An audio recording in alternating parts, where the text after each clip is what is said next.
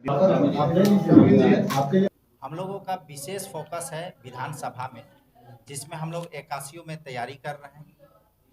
और अभी फिलहाल चूंकि झारखंड का राजधानी रांची है और यहाँ ये लोकसभा केंद्र बिंदु है, इसलिए हम लोगों ने एक सीट पर प्रत्याशी दे रहे हैं और इसी में हम लोग अपना खाता खोलना चाह रहे हैं जोरदार तरीके से।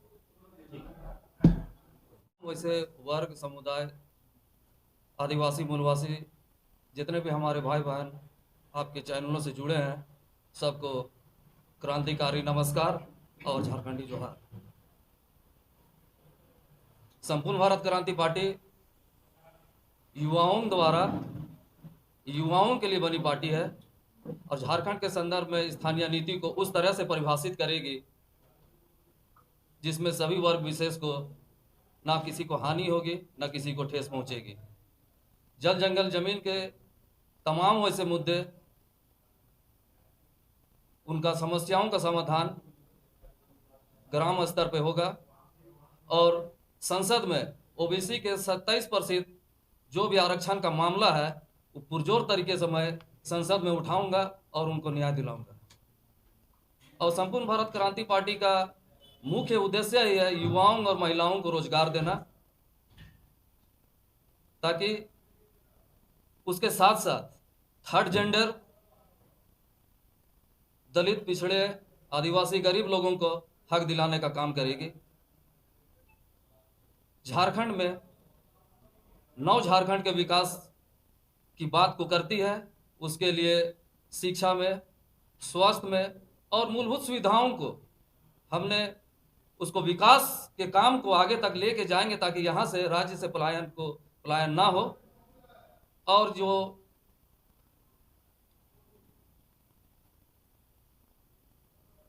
माइंड डेथ है, जो शिक्षित लोगों का, जो शिक्षित लोग यहाँ पर शिक्षा तो ले रहे हैं लेकिन जो बाहर जा रहे हैं, राज्यों में पलायन हो रहा है, उसके लिए हम लोग अच्छी गुणवत्तापूर्ण शिक्षा का व्यवस्था करवाएंगे, अच्छी स्कूल खोलेंगे, अच्छे कॉलेज खोलेंगे, अच्छे अस्पतालों का निर्माण करेंगे ताकि बाहर से लोग रांची में आके पढ़े, यहाँ अच्छे इलाज कराए, यहाँ के लोग बाहर जाए नहीं।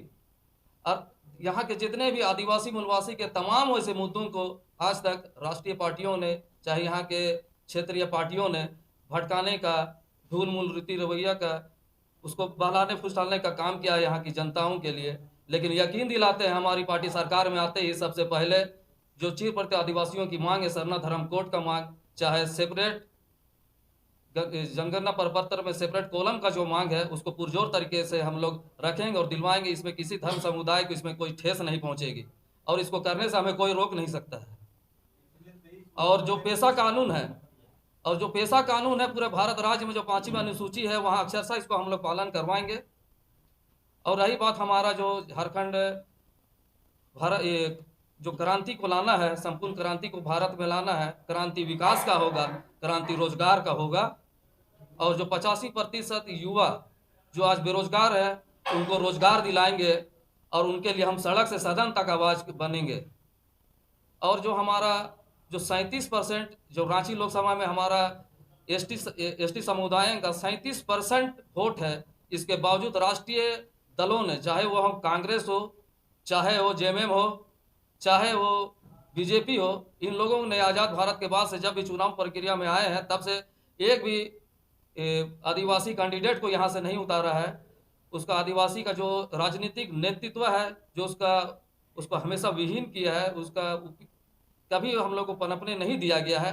तो आज हम 37% जो आदिवासी जनता है, उसका सपोर्ट के साथ हम यहाँ प्रत्याशी बने हैं, उनका आशीर्वाद हमारे साथ है और यकीन जानिए कि हम लोग भारी मतों से रांची संसदीय क्षेत्र को जीत रहे हैं। धन्यवाद। जोहार।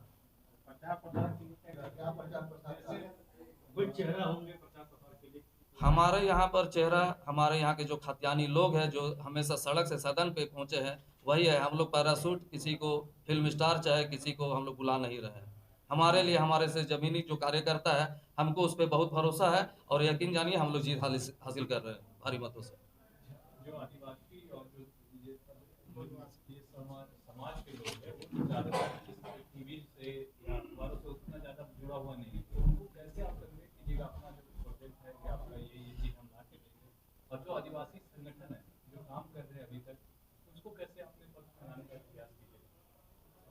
हमारी जो यहाँ पर रंजीतकर टीम है जो प्रचार प्रसार को देख रही है वो बेहतर तरीके से इस पर काम कर रही है। उसको हम लोग प्रत्याशी होने के नाते उस पर हम लोग अमल करेंगे, उस पर हम लोग आगे चलेंगे। और जिन मुद्दों के साथ हम यहाँ पर चुनाव में आ रहे हैं उन मुद्दों को आप लोगों के सामने हम रखना चाहते हैं।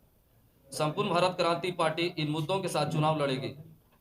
पहला है, हमारी पार्टी स्थानीय नीति पर विधि सम्मत कार्रवाई करेगी जिसमें झारखंड में रहने वाले सभी लोगों को लाभ मिलेगा। इस नीति को लागू करवाने में हम संसद में आवाज बुलंद करेंगे। आज देश की 85% युवा आबादी बेरोजगारों की फौज बनकर रह गई है। इन युवाओं को भ्रष्टाचार मुक्त वातावरण में शिक्षा, परीक्षा एवं रोजगार उपलब्ध कराया जाएगा। इसके लिए पूरे देश में युवाओं को जागरूक कर यदि आवश्यकता पड़े तो हमारे एक नई क्रांति का आगाज करेगी जिसके साथ युवाओं को उनके हक और रोजगार दिलाकर देश की प्रगति में भागीदार बनाएगी। अतः हमारी पार्टी एक विकसित युवा राष्ट्र का निर्माण करेगी। जिस राज्य ने गांव में जयपाल सिंह मुंडा, मनोहर टोपनो, विमल लकड़ा, सुब्राज टेटे, महेंद्र सिंह धोनी, दीपिका कुमारी सहित सैकड़ों खेल रत्न दिए हो, उस राज्य में खेल को उद्योग का दर्जा दिलाने की आवश्यकता है।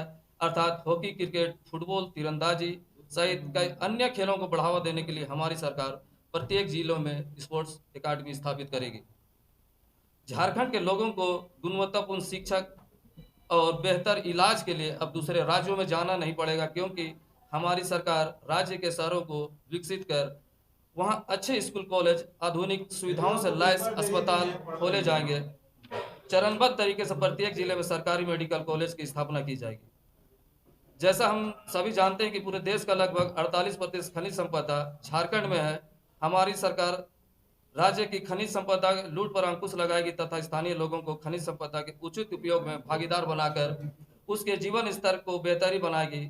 अतः हमारी सरकार आम लोगों की सच्ची आज़ादी और आर्थिक आज़ादी दिलाएगी। रांची लोकसभा शुरू करें। रांची लोकसभा सीट एक सामान्य सीट है जिसमें सभी दल जनरल कैटेगरी के उम्मीदवार उतार रहे हैं। वहीं संपूर्ण भारत क्रांति पार्टी ने यह निर्णय लिया है कि यहाँ के जमीनी लेवल का खतियानी उम्मीदवार को उतारने का हम लोग निर्णय लिए ताकि वह रांची के लोगों की भावना के अनुरूप देश के सर्वोच्च सदन में झारखंड की आवाज बन सके। उसमें परवीन कच्छप जो हमारे प्रत्याशी हैं, छात्र जीवन से ही विभिन्न आंदोलन से जुड़े हुए हैं, चाहे वो कॉलेज के छात्र छात्राओं की समस्या हो या फिर स्थानीय नीति की बात हो तथा युवाओं की नौकरी या रोजगार दिलाने की बात हो, इन सभी मुद्दों पर ये सड़क पर उतरकर आंदोलन किए हैं। अब वह सड़क के आंदोलन को सदन तक ले जाने की तैयारी में है। यहाँ के स्थानीय जन मुद्दों को भी परवीन कच्छप ने बहुत ही नजदीकी से जाना है, समझा है। इसीलिए संपूर्ण भारत क्रांति पार्टी इनकी कर्मठता को देखकर प्रत्याशी के रूप में रांची लोकसभा में उतारने का निर्णय लिया है। परवीन जी, क्या आप कुछ कहेंगे? क्या चुनौतियां बड़ी